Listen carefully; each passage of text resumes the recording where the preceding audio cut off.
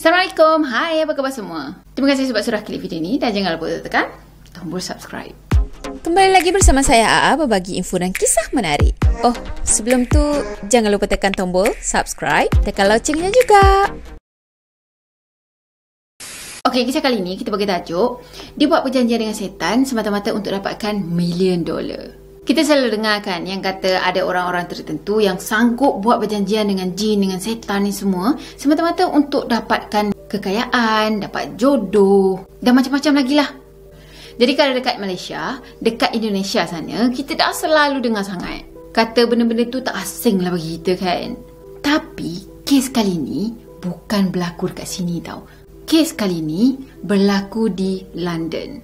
Sekali kita fikir, wow, kat London pun ada juga. Dan yang paling menyedihkan, si pelaku ni adalah orang Islam. Tak tahulah kalau dia dah convert ke apa kan. Sebab dia sendiri pun drinking, aka minum alkohol. Dan yelah, hak masing-masing. Jadi, kisah kali ni, si pelaku ni bertindak untuk buat perjanjian dengan setan. Dan syaratnya, dia kena bunuh wanita-wanita muda. Sebagai imbalan, dia akan menang tiket loteri yang dia beli. Dan kalau menang tu, dia boleh dapat $1 million. Wow, cepat kaya. Jadi tak payah nak lengahkan masa. Dah sedia? Jom kita mula. Okey, nama si pelaku ni adalah Daniel Hussein. Dia dilahirkan pada 10 Mei 2002. Kalau tahun 2002, maksudnya dia muda lagi lah kan. Macam sama bahaya dengan adik saya, Syahira. Tak lagu. Okey, Daniel, dia berasal daripada Iraq. Tapi dia membesar kat London daripada kecil lagi. Jadi dia adalah anak sulung kepada 4 orang adik-beradik. Jiran-jiran diorang cakap, keluarga diorang ni selalu je gaduh, menjerit-jerit. Dan ada satu hari tu, tapi kau pernah tahu ambulan dan juga polis ni datang ke rumah diorang untuk selesaikan pergaduhan tu. Nampaklah kan emergency dekat situ kan. Jadi kita boleh bayangkan lah macam mana persekitaran dia membesar. Okey, sekarang kita kenal pula siapa mangsa dalam kes kali ni. Nama wanita malang ni adalah Bieber Henry. Dia dilahirkan pada tahun 1974. Bieber ni, dia seorang yang periang. Dia seorang yang bercita-cita tinggi. Dah tu, dia suka tolong orang. Dan dia pernah tahu bekerja sebagai social worker. Cuma tak lama lepas tu, mak dengan ayah dia bercerai. Dan pada tahun 1992, mak dia tadi berkahwin lain. Pada tahun 1994, mak dia melahirkan seorang bayi perempuan yang diorang namakan sebagai Nicole Smallman. Jadi Bieber dengan Nicole ni adalah adik-beradik yang sama mak dan tak sama ayah. Nicole ni, perwatakan dia lain sikit daripada Bieber. Dia jenis yang enjoy dengan hidup dia. Dia tak peduli sangat apa yang orang nak kata kat dia, suka hatilah. Be it, I don't care, macam tu kan. Dan dia juga sangat-sangat berbakat dalam bidang seni. So pada masa tu, dia masuk ke sekolah kesenian yang ada di kota London dan dia sambung belajar di University of Westminster. Masa dia belajar dekat universiti tu pun, dia buat part time sebagai fotografer. Jadi, pada tahun kedua pengajian dia tu, dia tak payah dah duduk college macam tu. So masa tu, dia buat keputusan untuk tinggal sama-sama dengan kakak dia, Bieber tadi kan. Jadi Bieber ni sebenarnya dia tinggal dekat sebuah apartmen yang ada di Wembley. Dah tinggal sama-sama tadi, hubungan diorang ni pun jadi makin rapat. Kebanyakan aktiviti yang diorang buat, diorang akan buat sama-sama. Termasuklah melepak. Okey, pada hari Jumaat, 5 Jun 2020, masa tu baru nak masuk musim panas dekat England. Jadi Bieber dengan Nicole ni, diorang ada buat plan yang diorang nak sambut hari jadi Bieber yang ke-46 tahun dengan kawan-kawan diorang. Jadi sebab pada masa tu, baru-baru lagi COVID melanda seluruh dunia kan. So, aktiviti yang diorang boleh buat pun agak terbatas. Kalau negara kita time tu terpaksa berkurung dalam rumah je lah kan. Tapi diorang ni masih lagi boleh lah nak keluar pergi mana-mana. So diorang putuskan yang diorang nak pergi berkelah je lah. Lepak-lepak dengan kawan-kawan diorang, potong-potong kek macam tu kan. Jadi adalah beberapa orang kawan dia yang dia ajak pada masa tu untuk sambut birthday sama-sama. Tapi grup yang diorang buat tu macam kecil je lah. Jadi petang tu, Nicole dan juga Bieber ni, dia pergi beli makanan, minuman. So masa tu dia pergi beli makanan tu semua dekat satu supermarket yang ada di Kingsbury. Jadi ada CCTV footage yang menunjukkan dia masuk ke supermarket tu, ambil beberapa barang. Dan dia ada bertegur sapa dengan seseorang yang tak nampak dalam CCTV tu. Lepas tu dia pergi bayar dan juga keluar daripada kedai. Dan masa tu, lebih kurang dalam pukul 7.30 malam. Dah tu, diorang berdua tadi terus menuju ke Friary Country Park yang ada di daerah Wembley. Jadi diorang sampai dekat parking kereta yang ada dekat park tu kan, dekat taman tu, dalam pukul 7.40 malam. ataupun 7.40 petang. Dah tu diorang pergilah ke taman tadi kan, dan diorang sambut birthday dekat sana. Dan adalah beberapa keping gambar ni yang kawan-kawan diorang ambil, dan nampak macam Bieber dia tengah buka hadiah-hadiah dia. Dah tu diorang semua macam happy-happy je. Okey, bila hari dah makin lewat malam, suhu pun makin sejuk. Jadi kawan-kawan diorang ni pun minta diri dululah nak balik dah kan. So diorang semua balik, termasuklah boyfriendnya Nicole ni. Jadi boyfriendnya Nicole ni namanya Adam, ataupun kalau kita orang Melayu panggil Adam lah kan. Dan masa tu tinggal Nicole dengan Bieber je. Sebab diorang berdua ni sebenarnya putuskan untuk nak melepak jap lagi. Tambah pula tempat diorang berkelah tu kan nak kena bersihkan. Jadi diorang berdua ni putuskan nak stay dulu, lepak kejap lagi, habiskan masa bersama adik-beradik kan. Dan sambil-sambil tu kemas tempat yang diorang dah berkelah tadi. Dan tak lama lepas tu, Adam tadi di mesej Nicole. Dia tanya, macam mana? Semua okey ke? Dan dalam pukul 1.04 pagi, Nicole balas mesej boyfriend dia tu. Dia cakap yang dia tengah menari-nari dekat padang sekarang ni. Dah tu adalah gambar Nicole dengan Bieber ni tengah menari-nari dengan fairy light. Fairy light ni saya tak pasti sangat apa benda, tapi dia lebih kurang macam RGB light, tak pun apa lampu klip-klip ke macam gitulah. Dan tak lama lepas tu, Bieber tadi dia set up telefon dia untuk diorang berdua ni ambil gambar menggunakan remote. Jadi dia letak dekat satu tempat, set up telefon, dan kalau dia nak ambil gambar, yay, kecak. Macam gitu je kan tekan remote-nya. So, pada masa tu, diorang ambil gambar sebanyak 150 keping secara berturutan. Jadi dalam beberapa keping gambar tu, nampaklah yang diorang tengah menari-nari. Dan tiba-tiba, pada jam 1.13 pagi, ada gambar tu yang menunjukkan pandangan mereka berdua ni menghala ke arah kiri. Seolah-olah macam ada sesuatu yang mendekati diorang. So, para penyiasat ni percaya pada masa tu, Daniel Hussein tadi menghampiri dua beradik ni. Jadi, gambar yang dia palingkan muka macam terkejut pun ada tu, itulah gambar terakhir dia. Start daripada situ, tak ada lagi gambar yang selepas-lepas ni. Okey, esok pagi tu, Adam mula gelisah. Adam, dia risau sebab dia langsung tak ada dengar berita daripada Nicole. Jadi, dia try contact Nicole tak balas, tak ada respon kan. Dia cuba contact Bieber, tapi sama juga. Okey, dalam masa yang sama, Nicole ni, dia sangat sukakan reptilia. Jadi, Adam sebenarnya dia ada belikan seekor bearded dragon kepada Nicole. Alah, yang macam cicak pasir ke apa benda, tak iguana tak? Yelah, kan spesiesnya kan banyak kan. Saya pun macam pelik jugalah kenapa macam ramai sangat orang-orang sana yang suka pelihara benda tu.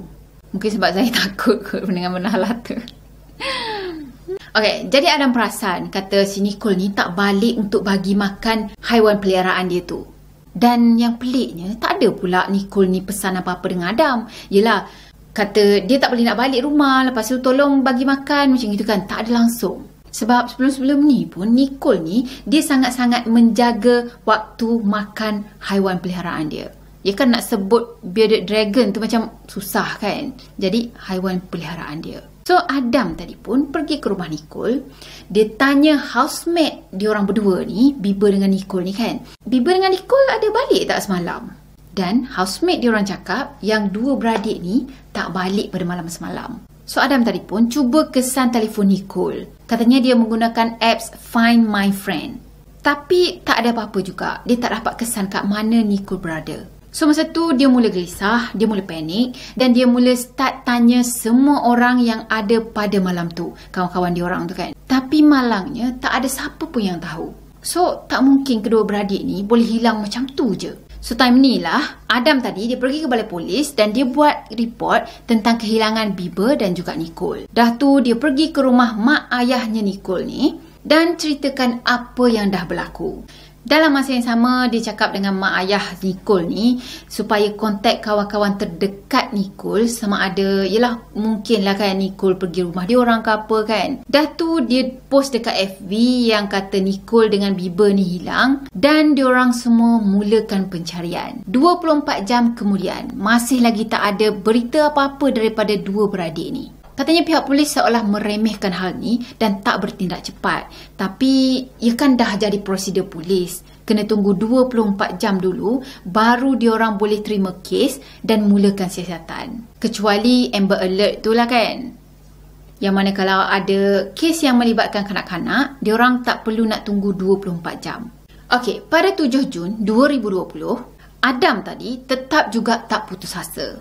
So masa tu, Adam, ayah dia, Datuk ada seorang lagi kawan diorang namanya Lina. Diorang ni pergi ke taman tempat diorang melepak pada malam tu untuk cari kot-kotlah ada jejak kedua beradik ni. Okey, sampai je dekat sana, diorang jumpa spek milik Bieber. Pelik, Bieber dia akan selalu pakai spek dia tau. Dan tak mungkin tak pakai sebab dia rabun. Dah tu Lina tadi dia bawa spek tu pergi ke balai polis. Nak report kata diorang ada jumpa spek milik Bieber ni dan tak mungkin Bieber tak pakai spek tu. Manakala Adam dengan ayah dia pula teruskan pencarian. Tak putus asa tau. Tak lama lepas tu, ayah Adam dia ada jumpa satu pisau ni yang nampak agak pelik. So ayah dia tadi pun report benda ni kepada pihak polis kan. Dan tak lama lepas tu, Adam dia terjumpa dengan mayat Nicole dan juga Bieber dalam keadaan yang menyayat hati. Masa dia jumpa je, masa dia nampak je kedua mayat tu, dia terus menjerit histeria sebab dia terkejut sangat tengok keadaan girlfriend dia macam tu. Tak lama lepas tu, pihak polis pun sampailah dekat tempat kejadian. Tapi sebab tempat kejadian tu bukan main luas lagi, ia kan padang kan. So pihak forensik ambil masa 3 minggu untuk cari kesan jari yang ada pada mana-mana bahan yang diorang jumpa pada tempat kejadian. Jadi pisau yang diorang jumpa tadi sebenarnya dekat sebelah atas tu macam nampak bersih je kan. Tapi dekat belah bawahnya tu ada kesan darah. Katanya pisau tadi dia bersih dekat sebelah atas tu sebab sehari sebelum tu hujan. Jadi logik lah kan, bila polis angkat je dekat bawah tu penuh dengan darah. Dan pihak forensik sahkan yang darah pada pisau tu adalah milik Nicole dan juga Bieber. Dekat dengan mayat tu, pihak polis jumpa ada satu botol arak. Katanya botol arak tu yang diorang guna untuk berparti pada malam tu macam tu lah. Dan pada botol arak tu sebenarnya ada kesan darah. Kesan darah tu pula adalah milik Daniel. Cuma pada masa tu, diorang tak tahulah lagi kata itu adalah darah milik Daniel. Diorang cuma tahu yang dekat botol tu ada kesan darah dan darah tu milik seseorang. Katanya banyak lagi kesan darah milik Daniel yang diorang jumpa. Ada dekat daun, dekat tanah, dekat batang pokok. Heran jugalah sebenarnya kan kata hujan kan. Tapi yelah, kesan darah tu masih lagi dekat situ. So pada masa tu, penyiasat dipercaya yang kata si pelaku ni ada tercedera juga masa serangan tu berlaku. Dekat kawasan tu juga, diorang jumpa ada satu beg. Dan dalam beg tu, ada satu bantal. Dan bantal tu penuh dengan kesan darah. Darah pada bantal tu disahkan milik Daniel. Cuma macam yang saya cakap tadi, diorang tak tahu pun itu adalah darah milik Daniel kan. Dan Daniel sendiri pun tak dapat nak dihubung kaitkan dengan kes pembunuhan ni. Siapa Daniel kan? Sebab Nicole dengan Bieber ni tak ada kaitan langsung dengan Daniel. Berkawan pun tak, kenal pun tak tau. Dan satu hal lagi, DNA Daniel ni tak ada dalam database polis. Maksudnya apa? Maksudnya si Daniel ni dia tak pernah buat kerja macam ni sebelum ni. Okey, lepas berjam-jam pihak polis ni cek CCTV, dah tu berminggu jugalah pihak polis ni tanyakan orang-orang sekitar ni kok diorang ada apa-apa maklumat kan. Tapi tetap mereka tak ada clue langsung siapa pelaku kes ni. Satu-satunya hint yang diorang dapat yang kata si pelaku ni kemungkinan ada tercedera pada bahagian tangan.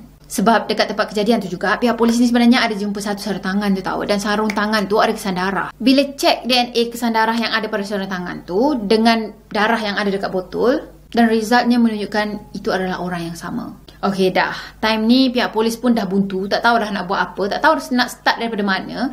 Kan susah jugalah nak cari siapa je yang berdarah dekat tangan kan. Time ni lah pihak polis tadi, pihak penyiasat tadi buat keputusan untuk minta tolong daripada National Crime Agency. Dan katanya dia minta NCA ni untuk kesan sedara mara suspek. Kita pernah dengar kan yang dalam cerita yang lepas-lepas, kalau seseorang tu tak ada langsung DNA dia dalam database polis, kemungkinan kita boleh trace dia dengan mengesan sedara mara suspek. Sama ada DNA sedara mara suspek macam gitu. Dah tu adalah sistem-sistem dia kan. Okey, tak lama lepas tu, diorang dapat kesan seorang lelaki yang bernama Daniel Hussein. Bila dah tahu siapa pelakunya, of course lah pihak polis ni terus pergi rumah Daniel Hussein tadi, pergi ketuk pintu rumah Daniel Hussein.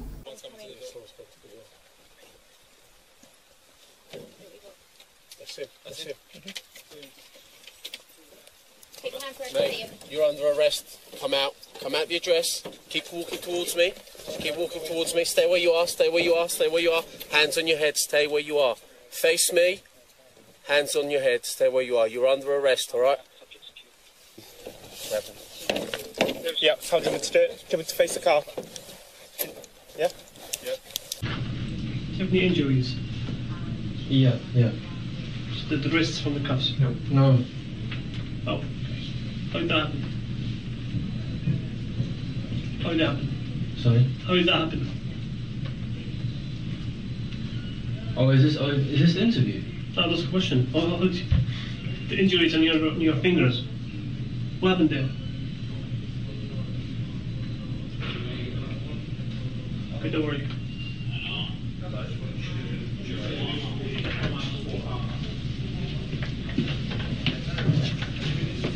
I was getting the wrong. Don't.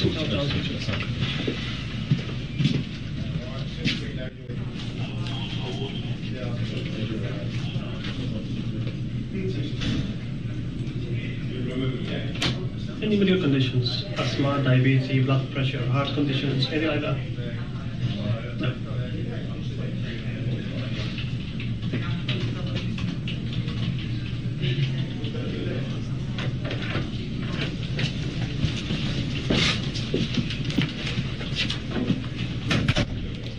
I thought this was an interview. You don't need to be. The questions are asked as everyone that comes into custody. So you're writing down what I just said. It's alright, just listen to what I thought you were supposed to do an official interview before asking me the actual question. you will be interviewed later. Recording the information. And what this is at the time, it's you just being booked in. Okay. Any mental health issues? Excuse me? Any mental health issues? No. Have you ever tried to harm yourself? How do you feel right now? I'm really shocked, to be honest. I'm really confused and scared. I don't know what's going on exactly. Bila dah kena tangkap tadi, pihak polis mula siasat alibi Daniel. Rupa-rupanya 3 hari sebelum kejadian, ada CCTV yang menunjukkan dia keluar daripada rumah. Dia pergi ke arah Asda yang ada di Edgware Road. Dah tu dia masuk ke dalam kedai tu dan dia beli beberapa barang. Salah satu barang yang dia beli pada masa tu adalah pisau. Katanya untuk beli pisau, cashier tu ada cek dulu pasport dia. Dan pada masa tu, dia kena buka emas tau yang menunjukkan dalam pasport tu, dialah orangnya. Okey, pada hari yang sama, kejadian tu berlaku. Pada petang hari tu kan, ada CCTV yang menunjukkan setiap aktiviti Daniel. Pada pukul 7.45 petang, ada CCTV yang menunjukkan dia keluar daripada kawasan rumah dia di Old Campton Lane. Dan dalam CCTV tu, kita boleh nampak yang dia pakai glove colour biru yang biasanya dekat hospital pakai tu kan untuk buat pembedahan. Dan juga dia pakai mask. Kan musim tu kan musim COVID, jadi tak heranlah kalau dia pakai mask. Dah tu dia berjalan ke arah bus stop dan dia ambil bas nombor 204 yang pergi ke arah Edgware Road.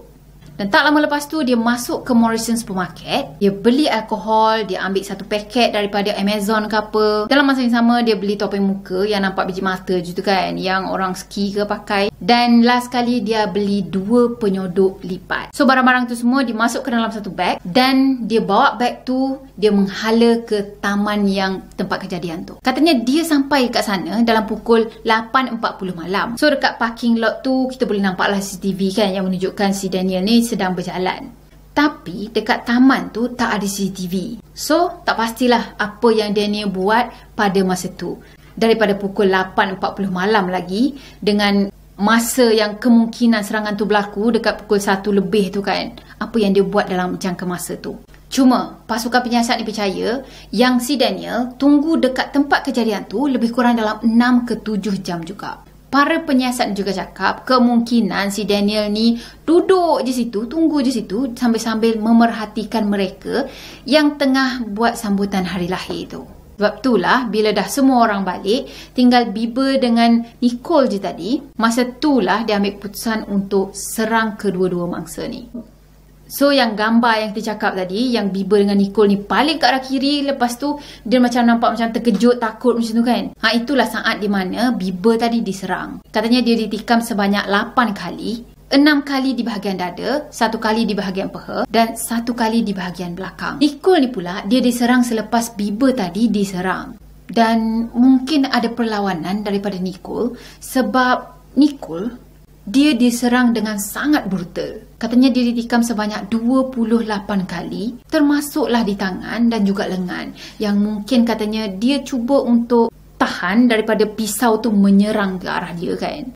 Dah tu ada juga kesan luka dekat bahagian kaki yang para penyiasat ni buat kesimpulan kemungkinan dia cuba untuk sepak pelaku ni. Jadi masa dia sepak tu lah kaki dia tu terkena pisau. Okey, lepas serangan tu berlaku, para penyiasat ni percaya yang kata si Daniel tadi dia heret kedua mangsa ni sejauh 75 meter dan tinggalkan mereka dekat kawasan semak, kawasan yang ada pokok sikit. Kononnya macam nak sorokkan mayat dia orang tu lah. Dan lepas tu dia cuba untuk bersihkan tempat kejadian dan dia letak barang-barang yang kedua beradik ni guna untuk berparti dekat serata taman tu.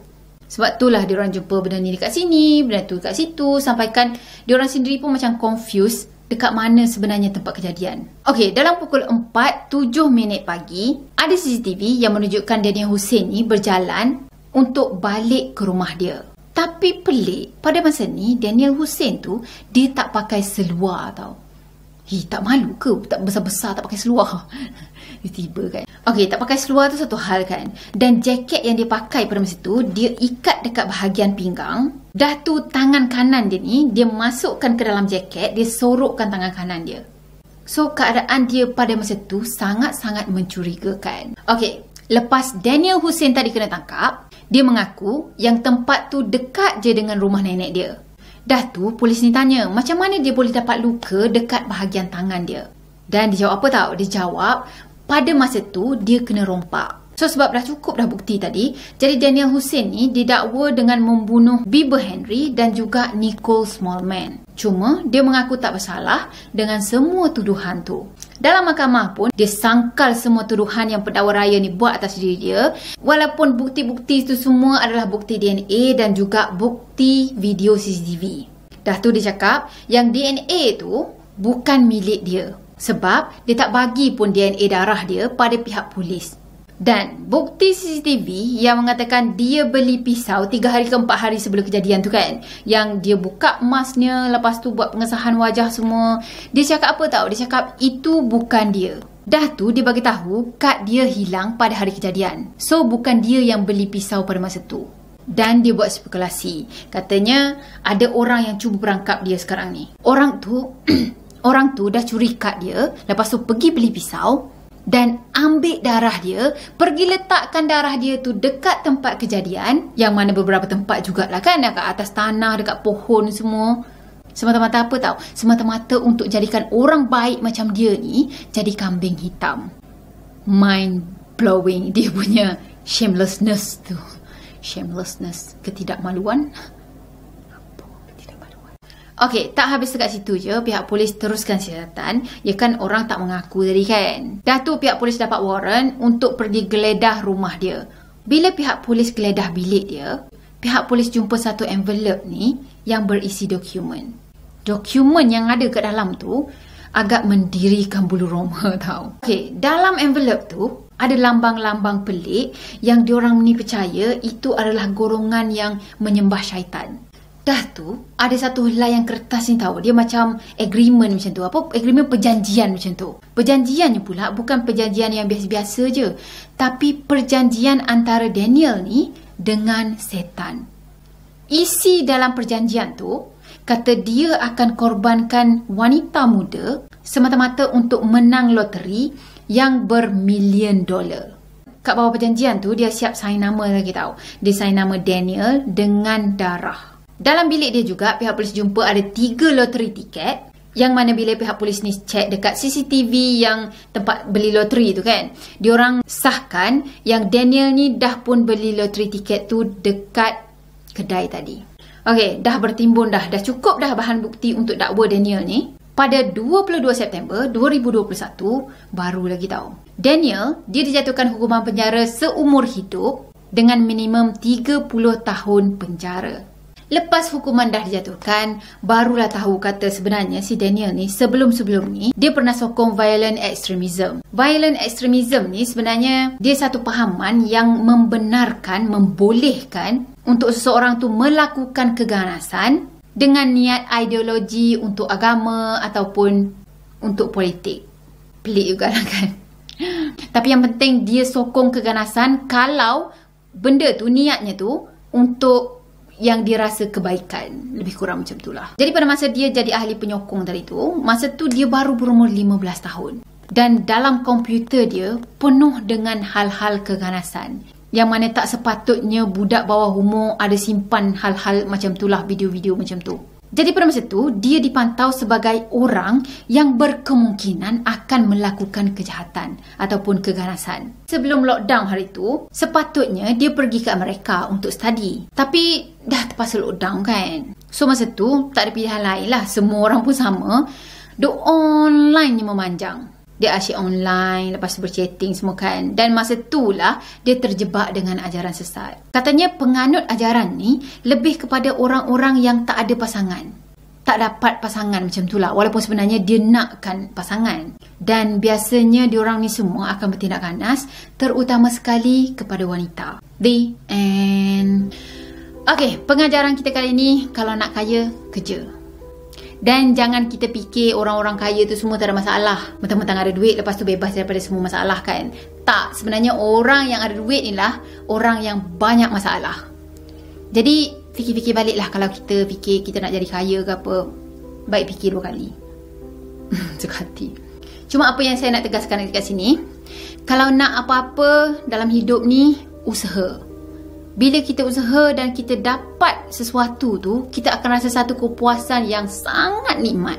Compare dengan kita buat sesuatu yang, yelah, sampai buat perjanjian dengan setan, lepas tu membunuh. Itu semua akan merosakkan diri kita daripada luaran dan juga dalaman, which is jiwa. Tapi saya tetap juga sokong yang kata orang-orang kaya ni semuanya banyak masalah tau. Jadi fikirlah kalau tak habis lagi. Fikirlah kalau nak jadi kaya tu, lepas tu bebas dari semua masalah. Tak, sebenarnya diorang lagi banyak masalah. So bersyukurlah dengan apa yang kita ada ni. Bersyukur sangat. Kita masih lagi berkemampuan. Walaupun diuji tapi berkemampuan. So belajarlah bersyukur. Oi. Okeylah, saya rasa sampai di sini dulu untuk video kali ini. Saya harap korang sukakan video ni. Dan macam biasa, kalau korang sukakan video ni, jangan lupa tekan tombol like, comment, share. Jangan lupa tekan tombol like, komen dan juga subscribe. Jumpa lagi next video. Bye-bye. Assalamualaikum warahmatullahi wabarakatuh. Bye-bye.